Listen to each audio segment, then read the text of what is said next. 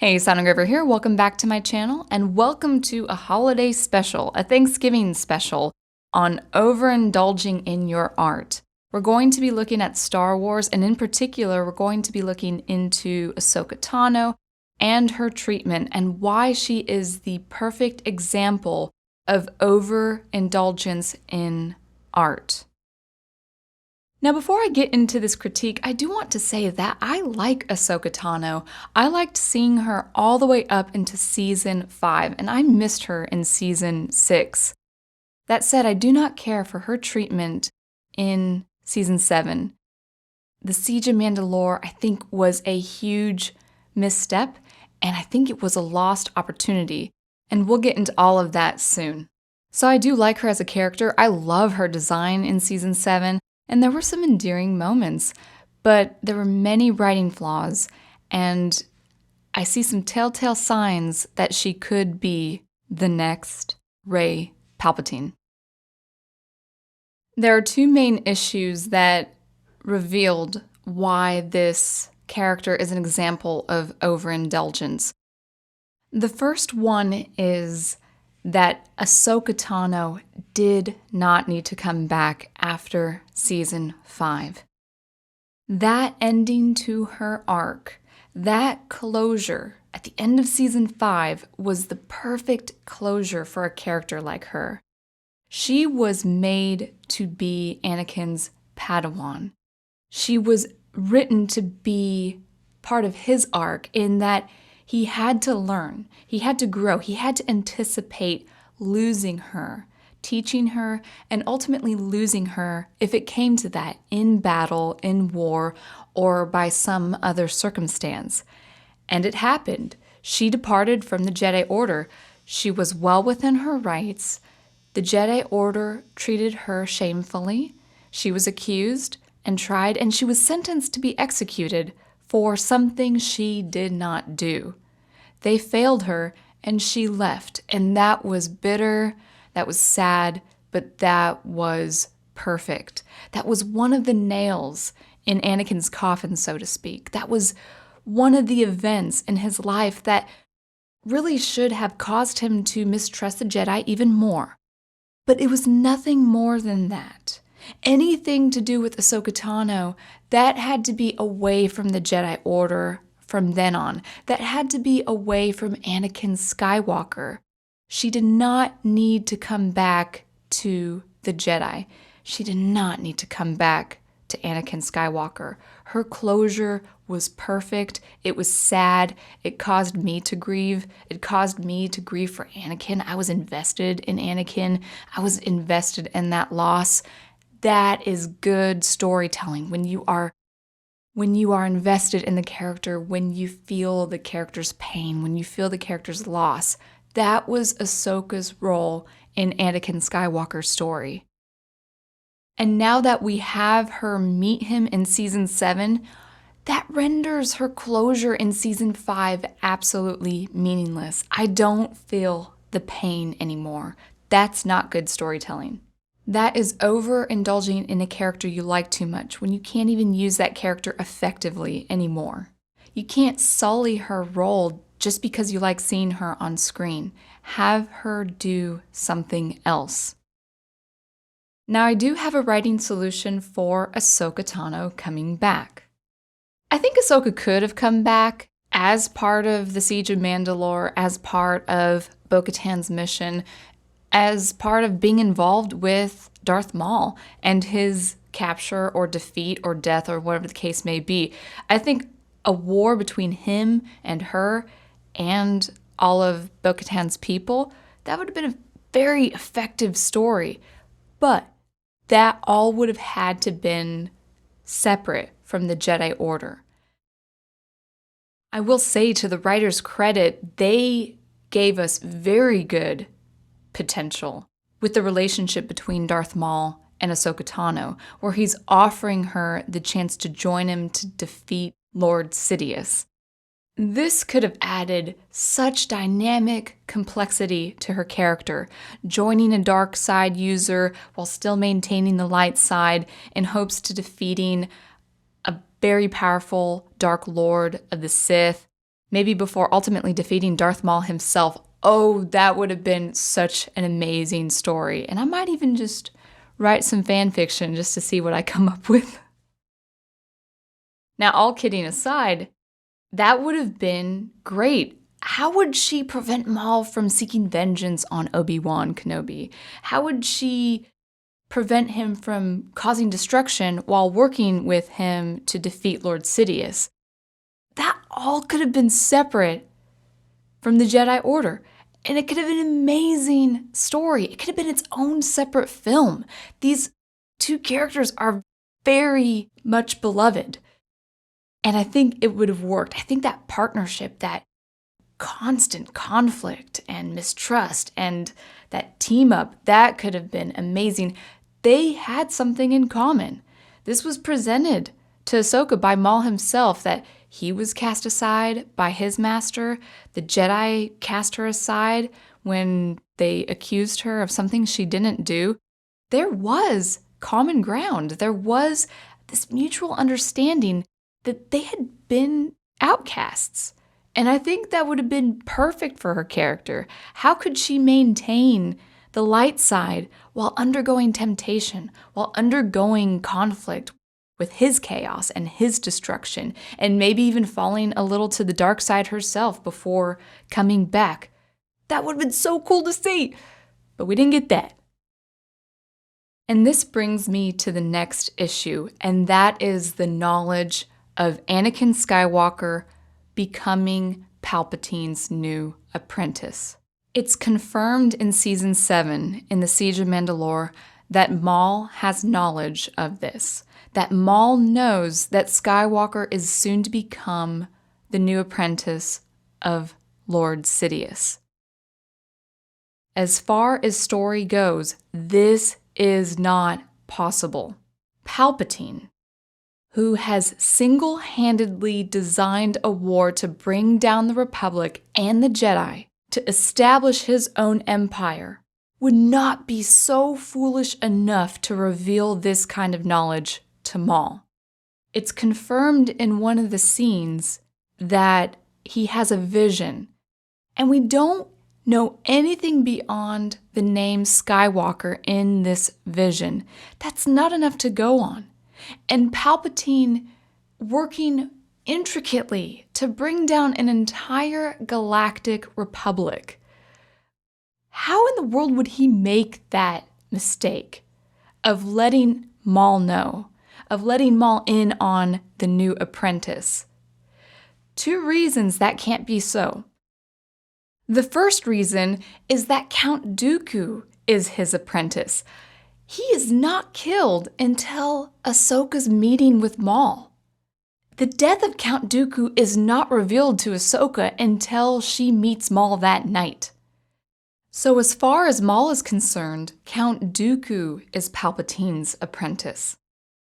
The second reason is, last we saw, Palpatine and Maul are enemies. The last encounter with Palpatine was when Palpatine dueled with Maul and his brother Savage Opress, and Palpatine killed his brother, and then he tortured Maul. They're not friends, they're enemies. Palpatine is not so careless to let an enemy know about his dealings with Anakin. So what's my point with all this? My point is that this kind of information is impossible for Maul and Ahsoka to know. It's impossible for Maul to know, and it's impossible for Ahsoka to learn.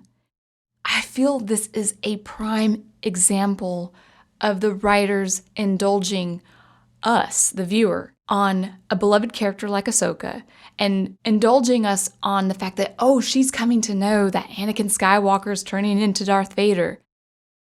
My reason for detecting this is because I experienced this as a writer. I'm working on a space opera, almost done with the first installment, and many times I've come across some information that I want to reveal to the reader at the start of the story or in the middle of the story, and it's information that the reader really shouldn't know until maybe the third book, maybe the second book. It's just too early, but I want to indulge and I want to show the reader what I know. That's not the point of storytelling. You have to tell the story effectively. You have to lead the reader on effectively through a plot.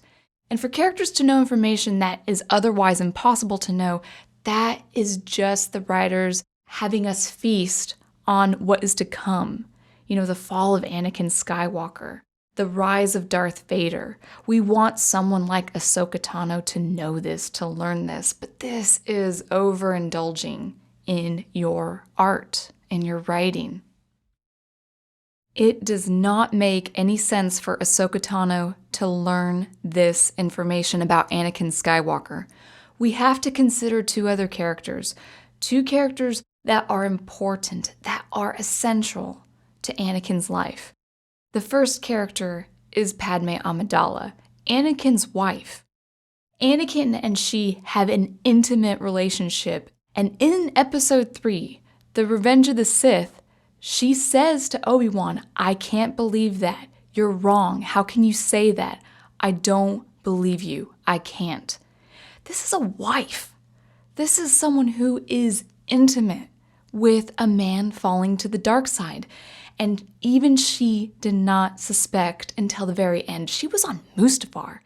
Until Anakin asphyxiated her, she did not see. And Obi-Wan, Anakin's closest friend and comrade, didn't see his fall until he saw a holographic recording of Anakin slaughtering children. These two most important people in Anakin's life, they did not see his turn until the very end. Why is it Ahsoka who learns this first? And by a fearful hunch from a dark side Force user.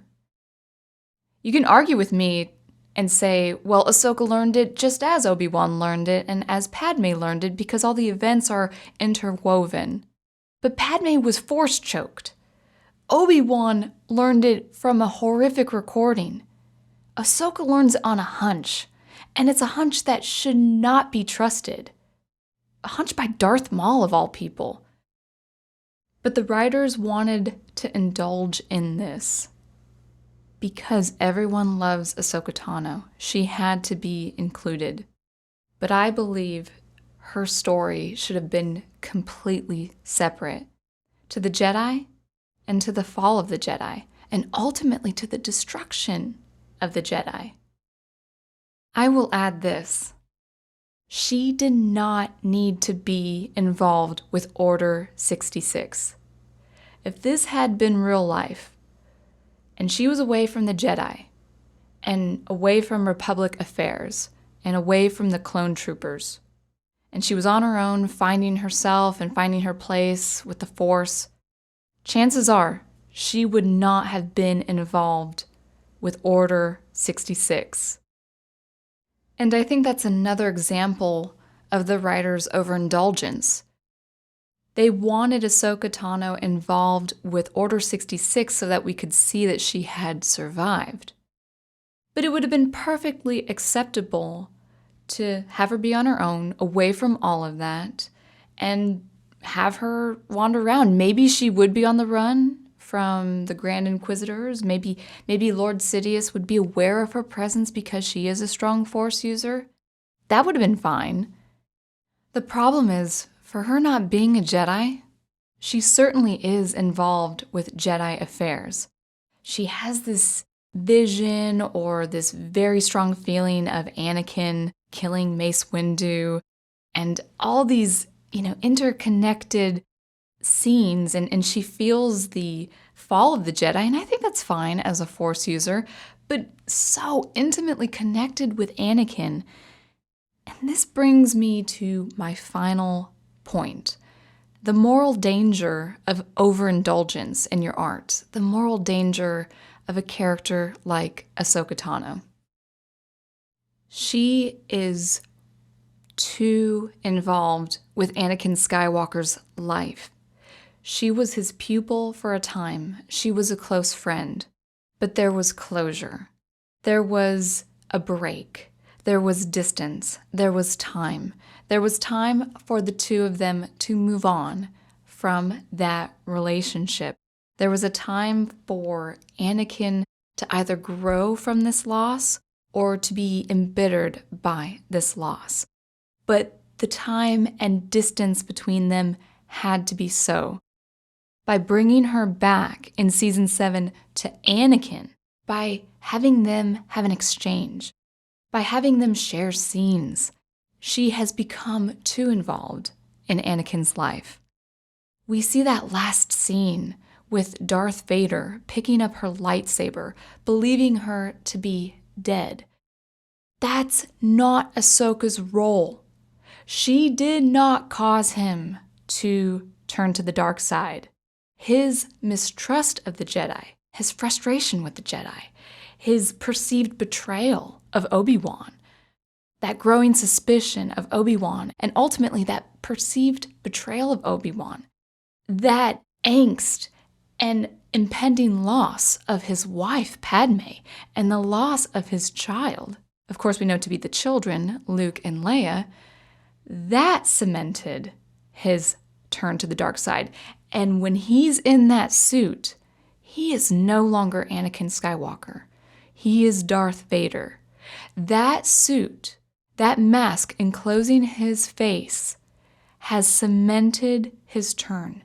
He is not coming back until his redemption and his overthrowing the Emperor by the hand of his son Luke Skywalker. Ahsoka Tano is not to be blamed for his turn, and she certainly should not be in any way involved with his redemption. He fell to the dark side. No one made him fall to the dark side. No one should bear the guilt of him turning to the dark side. And it's by the merciful hand of his son Luke Skywalker that brings him back. That Christ-like figure, that aspirational hero, that's what causes him to come around. That's what causes him to turn back to the light side. That is what causes him to fulfill his destiny and overthrow the Sith, ultimately defeating the Sith and bringing balance to the Force. My concern is because they've made Ahsoka Tano so involved with his trajectory to the dark side, I have a very bad feeling that they are going to write in that it's her mission to get to Luke Skywalker, to get to the son of Anakin Skywalker and encourage him and push him and persuade him to bring his father back. I have a feeling that they are going to make Ahsoka Tano the pivotal role of Anakin's redemption. But in any case, if they don't, I will be happy. Now, all that to say is, she's becoming known pretty much everywhere. We see her in Rebels, and that's fine. We're seeing her in Mandalorian, okay. Does she have a spin-off series with Sabine? I mean, where does it end? Where does it go? Will she have an end? Or will she be put into every important storyline? Will she have all the bad guys? She's had all the bad guys. Cad Bane, Darth Maul, General Grievous. It's just too much. We might be seeing too much of her. I like her as a character, but too much of a good thing, yeah, that can happen. I don't want her mistreated like this. And if we're not careful, true Star Wars fans who do love her, I might have to warn you that there might be a trajectory that's not unlike the treatment of Rey. It will be harder to detect with Ahsoka Tano, but the way they are treating her, the way they are making her good at everything, the way they are reducing the quality of writing, and this will be another video, the poor quality of writing in the Siege of Mandalore, they are making everything orbit around her. She is becoming the central figure of the Star Wars universe. She's important. She's got her own story. But she's not Star Wars. Star Wars started with the hero's journey, and that hero is Luke Skywalker. And I'm becoming more and more concerned that over time, maybe 5, 10 years, maybe 20 years from now, they will have completely overwritten the hero's journey, Luke Skywalker's story, and replace it with Ahsoka Tano. And there's the danger. Reconstructing, rewriting something that was already good, something that was already universally accepted and beloved. Don't do that to a character like Ahsoka Tano. Don't do that to any character. Be better with your art and do everything you can to avoid overindulging in your art. I hope you liked that. Thank you always for watching and listening. Always be on the lookout for some more sound experimentation when I come back from the holidays. And until next time, I certainly hope you keep producing the art you love and have a wonderful Thanksgiving. Don't overindulge in that delicious food. Have a great time with your family and friends, and I will see you next time. Thanks again.